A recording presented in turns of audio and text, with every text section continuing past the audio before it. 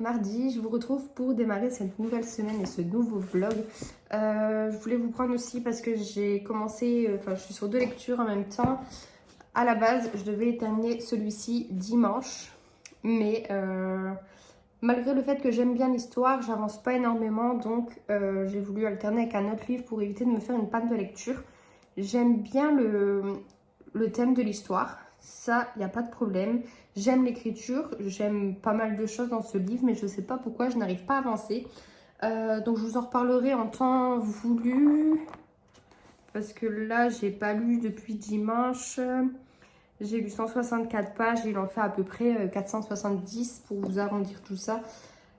Donc ça, je vous en reparlerai en temps voulu.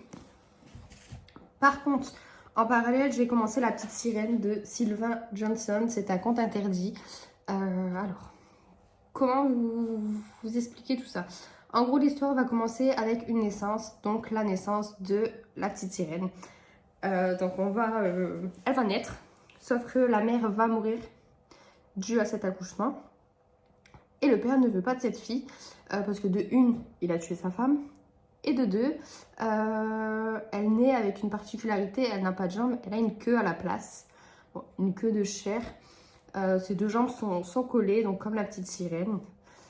Du coup, il en veut pas. Ce qui se passe, c'est qu'il la jette à l'eau et le médecin récupère ce bébé et la donne à un cirque. Donc on va commencer l'histoire avec une histoire de cirque du coup, où on va la suivre elle et son ami qui s'appelle, il me semble, Henri, et que lui, sa particularité, il a des pinces à la place des mains.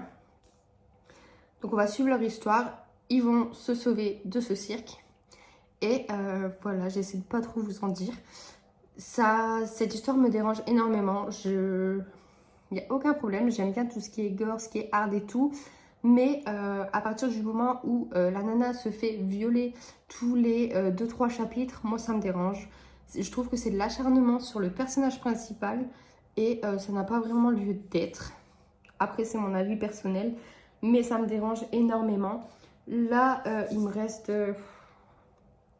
un peu plus de la moitié. J'espère le terminer ce soir. Au pire, ce sera demain pour que je puisse vous donner mon avis final. Du coup, là, c'est tout pour moi. Demain, je reçois un colis normalement. Je pense, mais je ne pourrai pas vous prendre. Tout dépend à quelle heure je le reçois. En tout cas, le soir, je ne pourrai pas vous prendre, ça c'est sûr.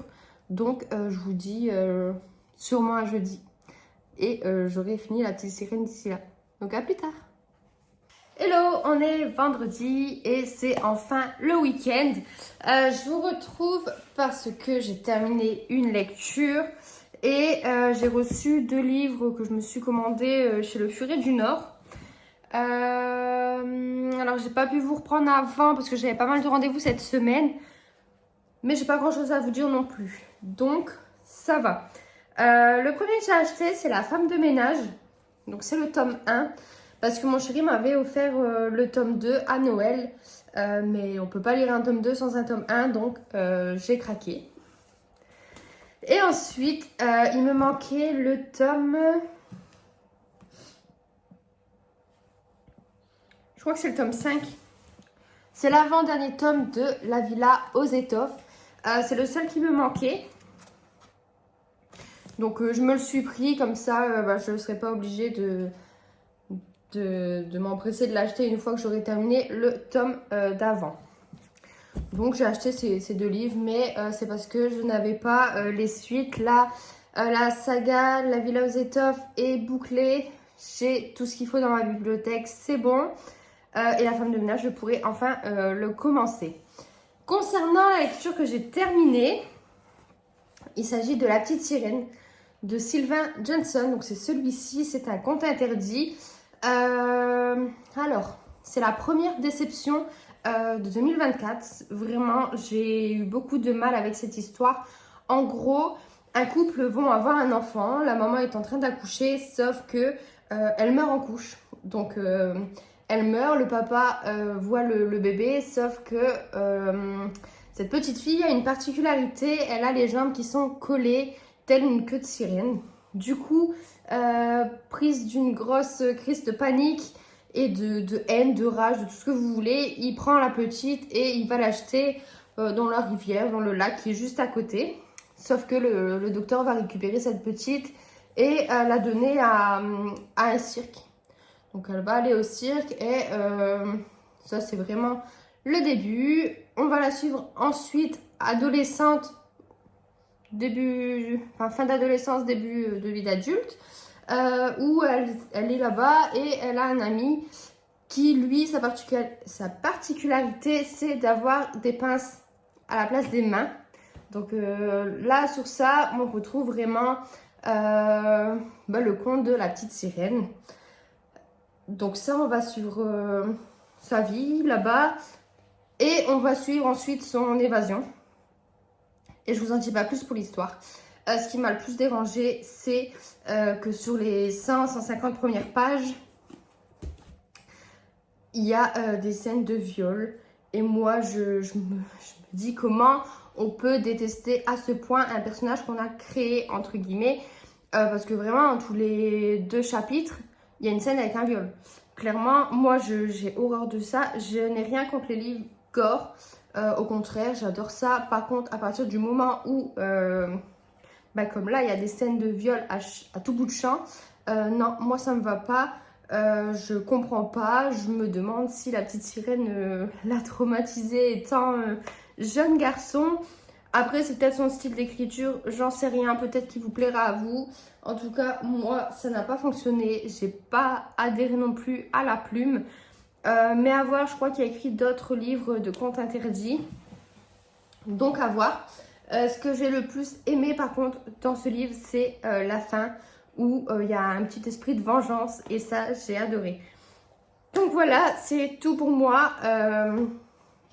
Je vous laisse.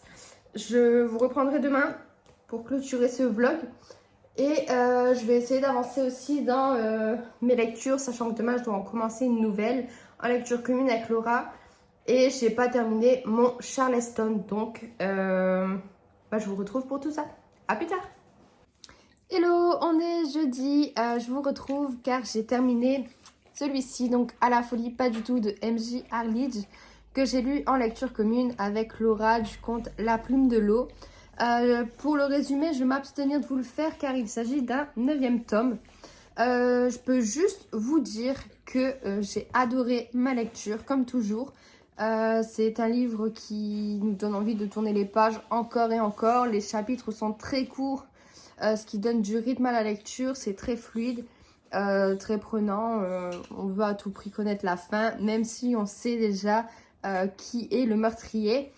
Donc on va retrouver Helen Grace qui sort d'un terrible événement, je ne sais pas si je peux dire ça comme ça, mais d'une dure épreuve. Donc on va la retrouver après ça. J'en dis pas plus pour éviter de vous spoiler le tome précédent. Il y a un événement en particulier qui m'a énormément peinée. Pareil, je ne vous dirai pas lequel. Je vous laisse découvrir ce livre pour pour le découvrir. Le seul bémol pour moi, c'est de ne pas avoir la suite. Donc, j'ai hâte d'acheter Louietu et de poursuivre ces aventures. Ça fait plaisir de rejoindre l'équipe pour enquêter le temps de 480 pages, car je les aime tous à la folie. Hormis, depuis le début, je ne peux pas la voir celle-là, c'est Emilia Garanita, c'est la journaliste. Mais pour une fois, j'ai eu beaucoup d'affection pour elle dans ce livre. Donc voilà. Ensuite, hier, j'ai commencé Cinabre de Nicolas Druard. Alors, il fait 440 pages. et j'ai lu 102 pages. Donc, j'ai pas trop avancé.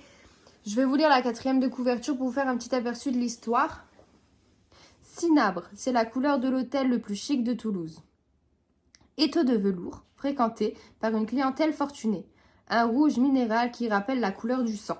L'hôtel Ferdinand fut le théâtre d'un quadruple homicide dans les années 1980. Son directeur, Eugène Ferdinand, y massacra tous les membres de sa famille avant d'être abattu par la police. Tous, sauf Richard, petit dernier miraculé qui décidera 30 ans plus tard de rouvrir l'établissement. 6 anciens camarades de promo ont fui l'hôpital pour se lancer en indépendant. Mais l'un d'eux disparaît après avoir soigné une cliente de l'hôtel Ferdinand.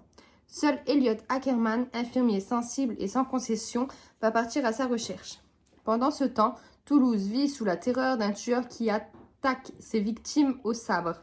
Pour le capitaine Aubert et son équipe, c'est le début d'un combat sans fin contre une hydre voilée par des nappes de sang. Alors déjà, pour les 100 pages que j'y ai lues, j'accroche bien la plume de l'auteur.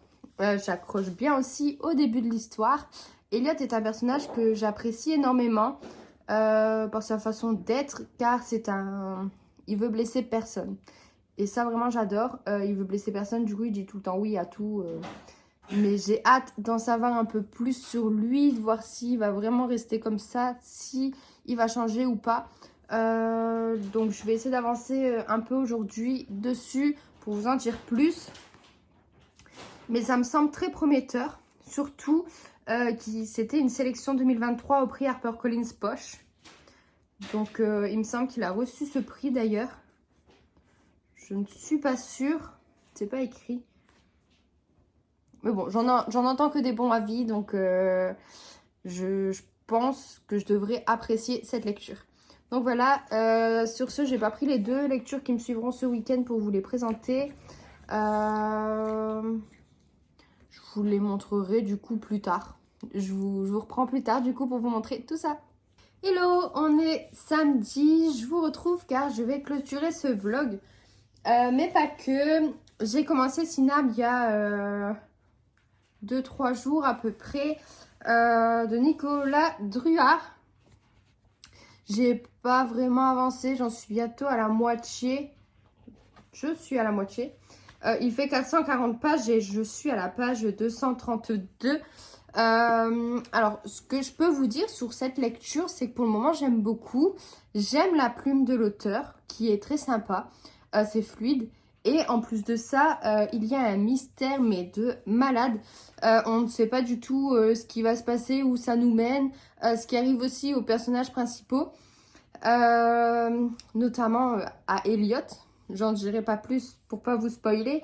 Mais c'est très mystérieux tout ça. Je ne sais pas à quoi m'attendre. Je n'ai aucune idée. J'ai pas... je ne pense à rien du tout. En fait, je ne m'imagine pas du tout la suite. Donc je vais être agréablement surprise, ça c'est sûr. On va aussi voir qu'il y a deux histoires parallèles entre guillemets. On a d'un côté l'enquête avec des policiers où il y a un meurtrier qui tue des gens avec un sabre. Et de l'autre côté, on a la vie d'Elliot qui va enquêter sur la disparition de son ami. Donc j'espère le terminer aujourd'hui. Il me reste 210 pages là. Je vais avancer un petit peu avant de manger. Et voilà, je vous en parlerai du coup début de semaine prochaine dans le prochain vlog. Et je m'étais mis comme objectif de lire 2 livres ce week-end. Mais je pense que ça ne sera pas possible. Hop, alors le premier c'est Les meurtres de Low Country de Arthur Serre. C'est celui-ci aux éditions 10-18. C'est un cosy crime. Un true crime, pardon. Excusez-moi pour l'accent. Je vais vous lire la 4e de couverture.